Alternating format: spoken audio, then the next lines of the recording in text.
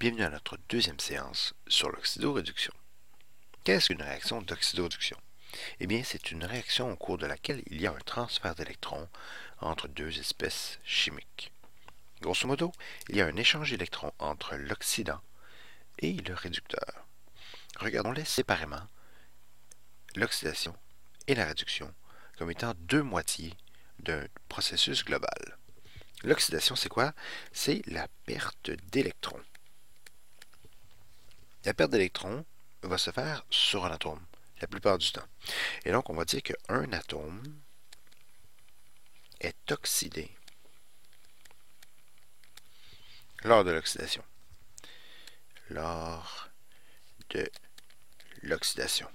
Très rapidement, je vais abrévier oxydation par OX et réduction par RED, parce qu'on veut travailler avec plus d'efficacité. Par exemple, une demi-réaction d'oxydation pourrait être la suivante. Lorsque le magnésium, sous l'état d'oxydation 0, le magnésium solide par exemple, se transforme en magnésium cationique 2+. Son état d'oxydation passe de 0 à plus 2. Il a perdu des électrons, donc son nombre d'oxydation a augmenté, et les deux électrons ont été séparés de l'espèce chimique. C'est un exemple d'oxydation. La réduction, c'est l'inverse. Ce serait le gain d'électrons. Un atome est réduit lors de la réduction.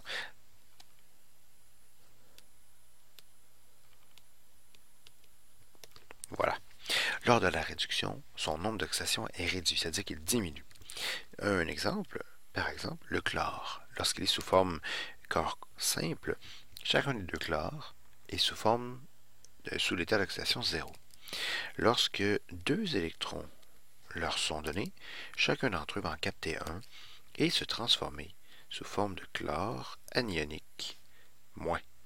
Il y en aura deux, et chacun d'entre eux sera à l'état d'oxydation -1. Grosso modo, il y a eu un gain d'électrons parce que les chlores étaient à l'état d'oxydation 0 et il a été réduit jusqu'à -1. On peut passer au nombre d'oxydation comme mettant les plus positifs en haut et de moins en moins positifs, eh bien, il est réduit de plus en plus vers des valeurs négatives. Un exemple d'oxydation-réduction, d'oxydo et de réduction, c'est le bilan global des deux de mes réactions présentées précédemment. Le magnésium et le chlore peuvent réagir ensemble pour former du Mg2+, et 2Cl-. Dans cet exemple-là, on a un magnésium qui est passé à l'état d'oxydation de 0 à +2. Et forcément, il va y avoir un autre atome ou une autre espèce chimique qui va capter les électrons qui sont libérés. Bien, le chlore, lui, les deux chlores sont passés de l'état d'oxydation 0 à l'état d'oxydation -1. Rien ne se perd, rien ne se crée, si vous voulez. Eh bien, les électrons perdus par le magnésium sont captés par les atomes de chlore pour former de nouvelles espèces chimiques. La première, le transfert du magnésium vers le magnésium +2, c'est une oxydation, car son nombre d'oxydation a augmenté. Et le processus où le chlore gagne des électrons, c'est une réduction. Dans ces deux équations-là, les deux demi-réactions, ou dans l'équation d'oxydation et de réduction, eh bien, on peut nommer le magnésium ou le chlore, le Cl2, les désigner comme oxydant ou réducteur. C'est simple. L'oxydant, c'est lequel? C'est celui qui enlève des électrons. Au réducteur. Alors que le réducteur, ce sera celui qui donne des électrons à l'oxydant. Les deux vont travailler ensemble. L'oxydant enlève des électrons. Dans l'équation qui est précédente, lequel enlève des électrons? Eh bien, c'est celui qui les enlève à une autre espèce. Donc, le chlore enlève des électrons au magnésium. C'est le chlore qui est l'oxydant. Alors que le magnésium lui en donne au chlore. Et donc, c'est le réducteur. Excellent. On peut aussi désigner, non pas par réducteur et oxydant, mais par substance oxydée ou réduite, certaines espèces chimiques dans les équations. La substance oxydée, son nombre d'oxydation avec des lettres minuscules si vous voulez, son nombre d'oxydation va augmenter, va aller vers des valeurs plus positives. Dans le cas présent, c'est le magnésium qui a été oxydé. Dans l'autre cas, la substance réduite a vu son nombre d'oxydation baisser. Et dans ce cas-là, c'est le chlore qui est passé de 0 à -1. C'est donc le chlore qui est la substance. Et bien, si on voulait désigner la substance réelle, ce serait Cl2 pour la substance complète. Si on remarque bien, les deux lignes ici vont ensemble. Le réducteur est la substance oxydée et l'oxydant, c'est en fait la substance réduite, croisée dans ce sens-ci. On désigne souvent un couple redox, le couple formé par la forme oxydée et réduite. Je ne sais pas si vous vous rappelez des couples acide-base avec l'acide et sa base conjuguée ou la base et son acide conjugué. Les couples redox, c'est un peu le même principe. On va placer la forme oxydée séparée de la forme réduite d'une espèce chimique par un trait oblique. Par exemple, dans le cas ici, le magnésium passe de 0 à 2+, donc de 0 à +2. La forme oxydée, c'est le magnésium 2+.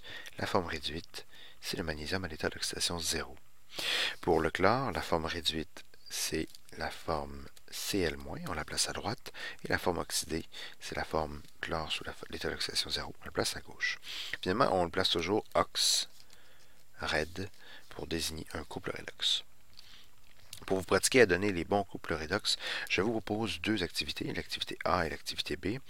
Cherchez à l'intérieur de cette demi-réaction-là quel élément change de nombre d'oxydation de la gauche de la flèche vers la droite.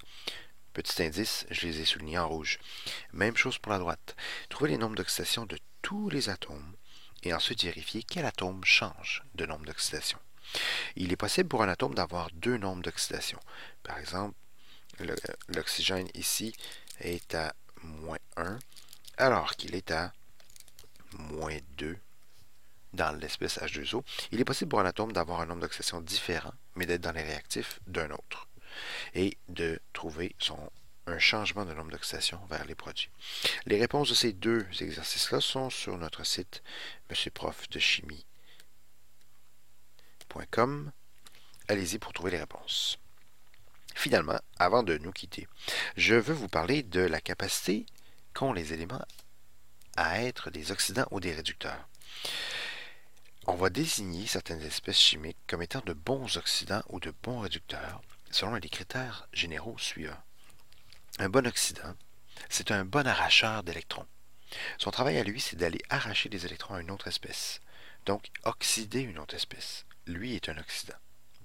Son nombre d'oxydation doit être très élevé, très positif, élevé, par rapport à son état usuel. Il est comme dans un état avide d'électrons. Il veut gagner des électrons et il va les voler à quelqu'un d'autre. Typiquement, ce sont les éléments très électronégatifs du tableau périodique. Par exemple, l'oxygène et les halogènes à droite dans le tableau. Voici trois exemples de bons oxydants. Il y en a plusieurs autres. Le fluor, sous sa forme moléculaire F2, a un nombre d'oxydation de 0. Et typiquement, le fluor a un nombre d'oxydation de -1. Par exemple, comme dans l'anion F-. Le KClO4 a un chlore à l'état d'oxydation +7 à l'intérieur. Vous pouvez faire le test si vous voulez le trouver. Et typiquement, le chlore aurait un nombre d'oxydation beaucoup plus près de -1 parce qu'il est électronégatif. La différence d'électrons entre le +7 et le -1 rend le chlore dans l'espèce chimique KClO4 très avide d'électrons, très bon oxydant pour aller voler des électrons à une autre espèce. L'azote dans HNO3 est un azote à l'état d'oxydation +5, alors qu'on le retrouve parfois négatif ou à l'état de 0 dans ses composés. Même chose pour les bons réducteurs, sauf à l'inverse. Par exemple, un bon réducteur n'aura pas un nombre d'oxydation très élevé, il va y avoir un nombre d'oxydation très bas ou négatif, possiblement, par rapport à son état usuel. Les éléments très électropositifs du tableau périodique sont de bons réducteurs. Par exemple, l'hydrogène. L'hydrogène à l'état d'oxydation 0 a plus d'électrons que lorsqu'il est à l'état d'oxydation +1 dans la plupart de ses composés. Ou encore, dans le NaH, il est à l'état d'oxydation -1 parce qu'il est lié à un alcalin. Ainsi, son état d'oxydation est encore plus bas il va pouvoir donner des électrons pour retrouver un état d'oxydation plus 1. Les alcalins et les alcalino-terreux sont d'excellents réducteurs lorsqu'ils sont sous la forme métallique. Par exemple, le lithium 0, le potassium 0, le sodium 0 sont d'excellents réducteurs parce qu'ils peuvent donner des électrons qu'ils ont pour devenir, sous leur forme préférée, les cations. Par exemple, pour les alcalins, ce serait des plus 1. Très souvent, ce qu'on va vous demander, c'est pas d'apprendre par cœur quels sont les bons oxydants et les bons réducteurs, mais c'est de classer parmi plusieurs espèces laquelle serait la meilleure oxydante ou la meilleure réductrice. Par exemple, dans les trois ici, si on veut faire le travail de trouver le meilleur oxydant parmi les trois, eh bien, ce qu'il faut faire, c'est trouver les nombres d'oxydation en premier, et ensuite, pour oxydante, trouver la plus élevée. Le H2S, le soufre est à -2. Vous pouvez faire le test avec les nombres d'oxydation. Dans le SO3 2-, le soufre est à l'état d'oxydation plus 4. Et dans le S2O8 2-, le soufre est à l'état d'oxydation plus 7. Comment on arrive à plus 7? Regardez bien. Dans nos règles, c'est la règle de l'oxygène qu'on rencontre en premier, l'oxygène à -2. Il y en a 8, ça donne -16. La somme doit donner -2 puisque c'est un anion. Et donc, pour les deux soufres, nous devons avoir plus 14. Si on le divise plus 14 en 2, ça donne plus 7. Eh bien, c'est dans l'espèce S2O8 2- que nous retrouvons le soufre à l'état d'oxydation le plus élevé. Voici donc, ça faisait un tour des définitions que l'on retrouve dans le domaine des réactions d'oxydation et de réduction.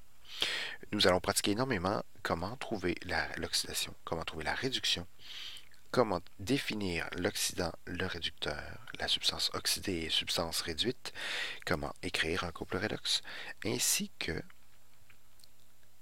trouver les espèces qui seraient de bonnes réductrices ou de bonnes oxydantes. Vous devez être capable de le faire dans plusieurs contextes. Je vous invite donc à pratiquer les nombres d'oxydation ainsi qu'à apprendre les définitions par cœur pour bien y arriver. À bientôt.